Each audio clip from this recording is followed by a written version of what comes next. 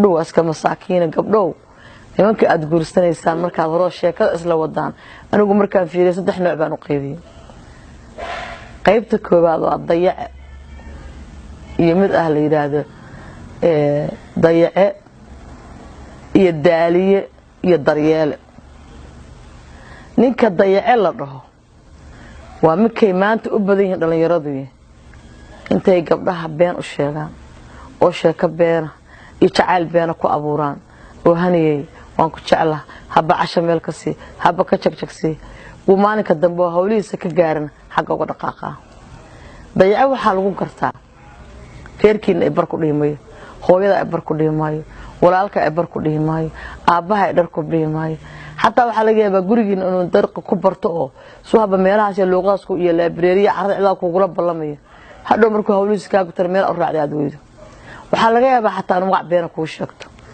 oo waagda mo sheekada xumaato magaciiba lama yiraahdo adoo Cabdirasaaq raadinay ama Cali Faarax raadinay waxa uu Maxamed Baaldiji dayacni kala yiraahdo astaamaad ku garanayso waxa kamida hatta gurigiina hadoo ku gula balamo inuu guriga ka qaado hoos bintaysa ku leeyahay hooyan ka baqayaay soo deg hoos baan taagana taleefayr ama taxi intuu ku soo diro dayac waa kuwa gabdhaheena maanta duleeyay waa kuwa gabdhaheena maanta intay gabarnimadii ka baabeen cilada uga tagay waa kuwa jacayl been intay u dhiseen gabdho badan ay ku halaagsameen marka gabdho waxaan leeyahay hanida beenta yaa la idinku halaagin waagii hore oo wadankeena dhisnaa oo wadankeena aan joognay dayac ugu yaraa sababtoo ah qofka gabdha la sheekaysana guriga iimaan jiray hadda nin guriga yimido la bartay oo waalidkii arkay oo ciduu yahay la og yahay cid dhashay la yaqaan meesha ku soo la yaqaan soo xusra way adagta oo hal yar lebi ahaan jide laakiin maanta yaabi yaqaan lama yaqaan luqun madow waxa soo baxay kuwa aadan ba arag inay nin la sheekaysanayso inay bah la sheekaysanayso qoliyahan online-kii internet-iyo balada laga bartana way ka sii daran tahay runtii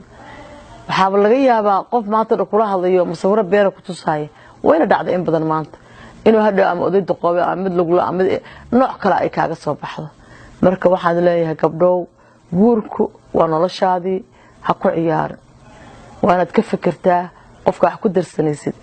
waanaad ka fikirtaa qofka aad noloshaada ku aaminayso waxa la arkay maanta dad badan oo qof aysan aqoonso meel ula galahay maalinka dibcad la soo dhacay marka dayacinka la yiraahdo dadkiinu ka dhunta cidlo kugu dayacanaya dayaca ka iska ilaalin qaybta labaad waxa way daaliye ninkaas wax ma dayaco inta badan laakiin waqtigu dhumiya daaliya la dhahaa uu ku daalinaya gurigu iska dhex fadhiya reerku dhan waa yaqaaniin dadka kama dhuunto waxna ma soo taro waxna ma soo kordhiyo meeshana kama tago waa meesha kama tago waxna kama tare mar hadaa aragtid marka nin halka iska fadhiyo dadkii kale markay damcaan inay bileen wallahi hebel baa la sheekisanayo dadkii dhan waa ka xayirayaayo waqtigaagana cid loo kulminaya marka ninka daaliye la dhaho dan hadaad gabadhaas oo in hadaalin adiguna waxaad fiirsaa gabare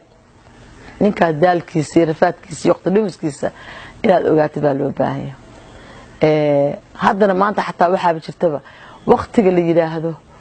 hebla wada socda years ay sanooyin hatta islaamku ma qabo wax maanta labadan qof intaas oo sano isugu daba soconayaan oo waxyaalaha dhibka badan bakeenay qofka isbarta sanad isbarta marka ugu badan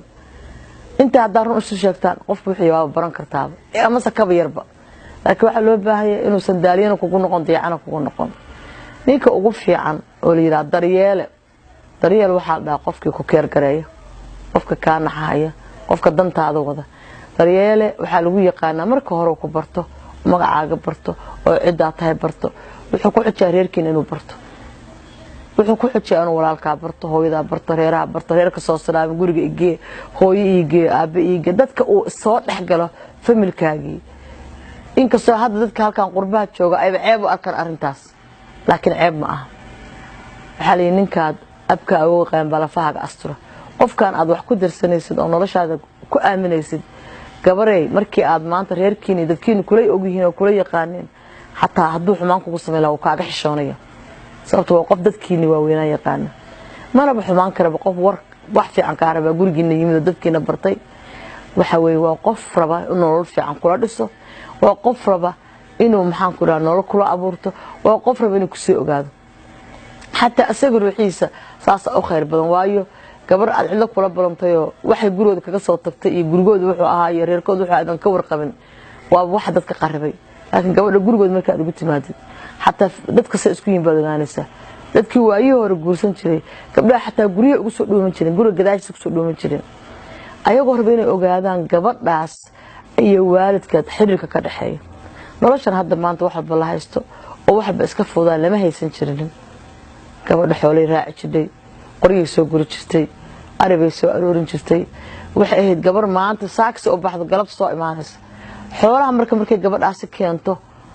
isla markii haday gabar fiican tahay waxay timaadaa ayadoo miro iyo waxyaalihii baadiyaha ka baxay oo kala nooca ilmahooda u wada ama haday magaalo joogto ayadoo nacnac iyo buskud iyo waxyaalo yar xalwo iyo u soo gaday ilmahooda ilmuhu ku soo kala yaacaan Allah baayaa soo socota waa gabadha fiican oo ilmihii jecel yihiin oo reerkooda jecel yihiin oo wanaagsan midda kalena mar alla markay soo gashaa la kala dhuumanaya taasa habartu dhinaayay dilna ka carbe qabtaay marka waxa weeye hatta ninka raftiisa guriga imaashihiisa danta ugu jirta waxa weeye gabadhan iyo xiriirka ka dhaxeeya reerkooda iyo xiriirka dhaxeeyay hooyadeed wad ogaadanaysa way qof markaad guriga si joogtid wax badan oo banaanka uga badanaanaysa marka waxa aan leeyahay ninka la yiraahdo daryeele waa ninkaas wanaagsan gabdhow oo gurigiina reerkiina imaanahay oo dadkiina baranaya oo waxa uu soo sheegay ay ka danta tahay ogaada oo ka wax ku darsado oo maanta dibka jira iyo dhibaatada dhacday waxa loo aqoon iyo qof meel oo raacaan lahayn iyo qof markii uu suuraba ku yeeran hadhow taleefankana ka bedelnahay inuu meel kale ba ka yimid baa laga yaabaa maantana waxaaba dhacayba dad aadan xataa asalkooda aqoonin oo dhibaato badan dadka u keenay marka guurka laga fakaro waa noloshii qofka waa wixii ayaha ku ahaa awlaadaada meeshay bari ku abtirsan lahayd weey meeshay bari aad lahayd weey waxaad leeyahay gabdhow ka fakara guurka dhalinyaro dhalay guurka ka fakara insha Allah marka dambana waxaan ku soo xijin doonaa qaybaha ayaguna bal gabdho u kala baxaan maadaama marka aan gabdhii saddexdaas u qaybi ee wiilashii dad gabdhaha la sheekaysan saddexdaas u qaybinay insha Allah gabdhahana waan qaybin doonaa ayaguna ruuxoodu ma shar yara marka insha Allah qaybta labaad nagala socda hadii Rabbi yiraahdo